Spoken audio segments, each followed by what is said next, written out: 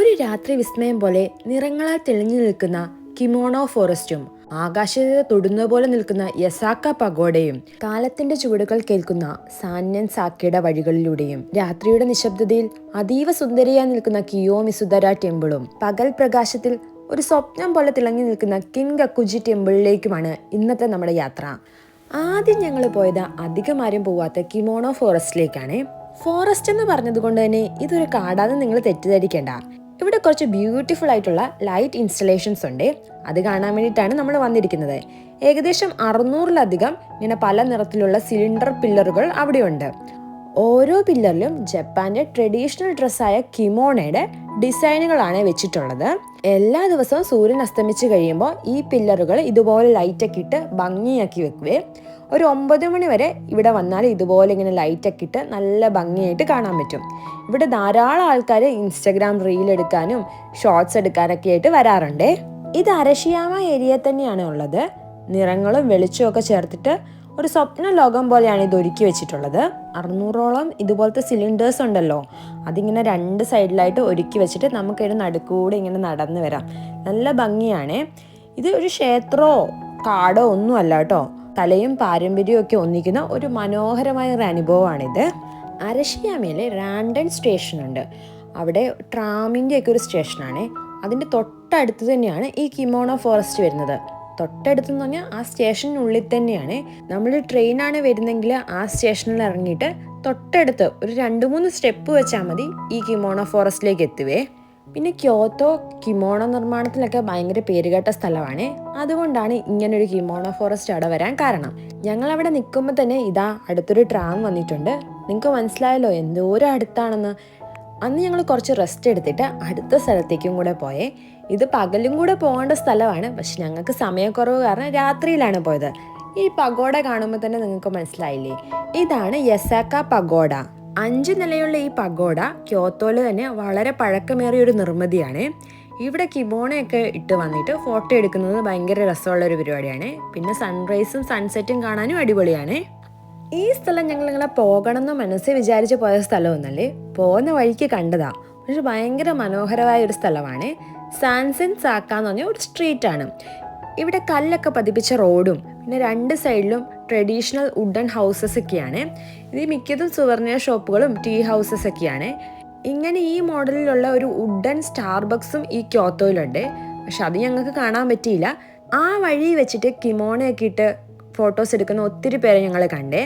ഇതാ കുറേ ആളുകൾ വരുന്നില്ലേ, ഇതും എങ്ങോട്ടാന്ന് ഞങ്ങൾക്ക് അപ്പം അറിയത്തില്ലായിരുന്നു. ഇങ്ങനെ ആളുകൾ വരുന്ന കണ്ടപ്പോൾ എന്തോ അവിടെ ഉണ്ടെന്ന് തോന്നിയിട്ടാണ് ഞങ്ങളിപ്പോൾ മുന്നോട്ട് നടക്കുന്നത്. ഇതാ ആ കാണുന്നതാണ് എല്ലാവരും കാണാൻ വന്ന ആ സംഭവം. ആ ചുവന്ന കളറുള്ള ബിൽഡിംഗ് ഇല്ലേ, അത് കിയോമിസുദര ടെമ്പിളാണ്. ഞങ്ങൾ കിയോമിസുദര ടെമ്പിളിൽ പോയതിൻ്റെ ഒരു വീഡിയോ ഒക്കെ ഇട്ടിട്ടുണ്ട്. അതിൻ്റെ തലേ ദിവസമാണ് ഞങ്ങൾ ഈ നൈറ്റ് വാക്കിന് ഇറങ്ങിയത്. അപ്പോൾ അപ്രതീക്ഷിതമായിട്ടാണ് ഞങ്ങൾ ഈ ടെമ്പിൾ കണ്ടത്.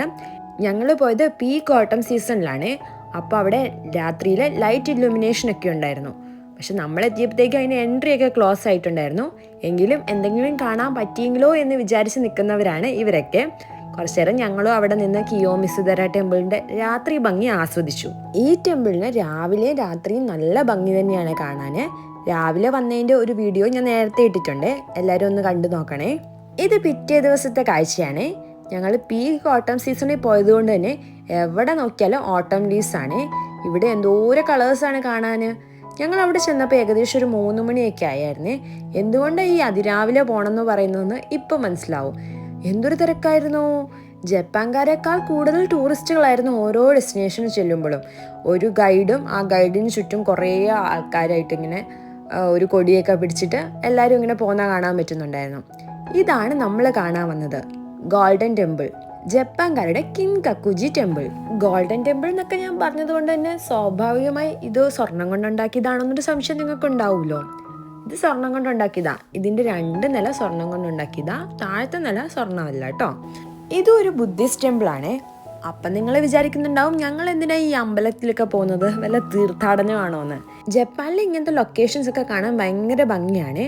മിക്കതും ഈ യുനെസ്കോ വേൾഡ് ഹെറിറ്റേജ് സൈറ്റുകളൊക്കെ ആയിരിക്കും. കിൻഗക്കുജി ടെമ്പിളിൻ്റെ ഒരു മെയിൻ ഹൈലൈറ്റ് ആണ് ഈ കാണുന്ന കുളത്തിൽ അതിൻ്റെ റിഫ്ലക്ഷൻ കാണുന്നത്. ഇത് ഭയങ്കര ഭംഗിയുള്ളൊരു കാഴ്ചയാണ്. അങ്ങനെ നല്ല തിരക്കുള്ള സമയത്ത് തിക്കി തിരക്കി അവിടുത്തെ കുറച്ച് ഭംഗിയൊക്കെ ആസ്വദിച്ചിട്ട് ഞങ്ങളിതാ ആ ടെമ്പിളിന് ചുറ്റുമെല്ലാം നടന്ന് കാണുവാണേ. ഇങ്ങനെ കുറച്ച് വാട്ടർഫോൾസും ഒക്കെ ആയിട്ട് അവിടെ കുറേ നല്ല രീതിയിൽ ലാൻഡ്സ്കേപ്പ് ചെയ്ത് വെച്ചിട്ടുണ്ട്. കുറേ ഗാർഡനൊക്കെ ആയിട്ട് കുറച്ചധികം കണ്ടു നടക്കാനുള്ള സ്പേസ് അവിടെ ഉണ്ട് കേട്ടോ. കിൻകക്കുജി ടെമ്പിൾ ഗോൾഡൻ ടെമ്പിൾ ആണെങ്കിൽ ഗിൻകക്കുജി ടെമ്പിൾ എന്ന് പറഞ്ഞിട്ട് ഒരു സിൽവർ ടെമ്പിളും കൂടി ഇതിനടുത്തുണ്ട്. അത് ഞങ്ങൾ കണ്ടില്ല, പക്ഷെ തൊട്ടടുത്തായിട്ട് തന്നെയാണുള്ളത്. ഈ ടെമ്പിളിൻ്റെ ടൈമിങ്സ് എന്ന് പറയുന്നത് രാവിലെ 9 മണി മുതൽ വൈകിട്ട് 5 മണി വരെയാണ്. 500 രൂപയാണ് എൻട്രൻസ് ഫീ. നമ്മളങ്ങനെ നടന്ന് ഒരു അമ്പലത്തിൻ്റെ അവിടെ എത്തും. അമ്പലത്തിൽ വരുമ്പോൾ സാധാരണ അമ്പലക്കാഴ്ചകളൊക്കെ അവിടെ കാണാൻ പറ്റും. ജപ്പാൻകാർ പ്രാർത്ഥിക്കുന്നു, മണിയടിക്കുന്നു, കുറച്ച് സുവർണിയർ ഷോപ്പും ഒമിക്കുജിയൊക്കെ അവിടെ വിൽക്കാനും വെച്ചിട്ടുണ്ട്. അപ്പോൾ അതൊക്കെ കണ്ടിട്ട് ഞങ്ങൾ പയ്യെ പുറത്തേക്ക് ഇറങ്ങി. ഇതോടെ ഞങ്ങളുടെ ക്യോട്ടോ സീരീസ് അവസാനിക്കുകയാണ്. ക്യോത്തോയിലെ കാഴ്ചകളൊക്കെ തൽക്കാലത്തേക്ക് അവസാനിക്കുകയാണ്. വീണ്ടും പുതിയ വിശേഷങ്ങളായിട്ട് അടുത്ത ആഴ്ച വരാം.